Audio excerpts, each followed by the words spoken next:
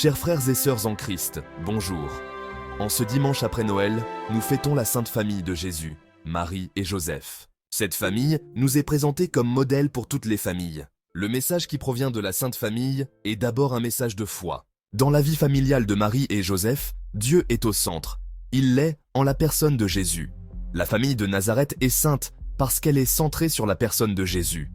Voilà cet idéal qui est proposé aujourd'hui à toutes nos familles, parents et enfants. Jésus nous est présenté comme la lumière des nations. Vivre Noël, c'est accueillir cette lumière dans nos vies, dans nos familles. C'est avec lui que nous pourrons grandir dans la foi. En tant que parents, nous sommes les premiers guides spirituels de nos enfants. Ces petits êtres sont bien plus que nos enfants. Ils portent en eux un mystère que nous devons reconnaître et respecter. Comme Anne, la mère de Samuel, nous devons admettre que nos enfants viennent de Dieu et qu'il est juste de les lui présenter. Dans le premier livre de Samuel, on découvre comment Anne priait pour avoir un enfant et promettait de le consacrer à Dieu. Samuel est né et fidèle à sa promesse. Anne l'emmène au temple pour le dédier à Dieu. Ce même Samuel est devenu l'un des plus grands juges d'Israël. Dans la deuxième lecture, Saint Jean nous invite à méditer sur l'amour extraordinaire de Dieu qui nous reconnaît comme ses fils et ses filles.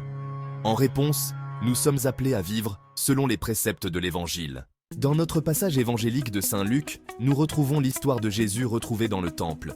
Bien qu'il accomplissait la volonté de son Père céleste, il vivait sous l'autorité de Marie et Joseph, grandissant en sagesse et en stature. C'est l'idéal auquel toutes les familles sont invitées, un idéal fondé sur l'amour et le respect. Chers époux, comptez toujours sur la grâce de Dieu pour que votre amour soit chaque jour plus fécond et fidèle.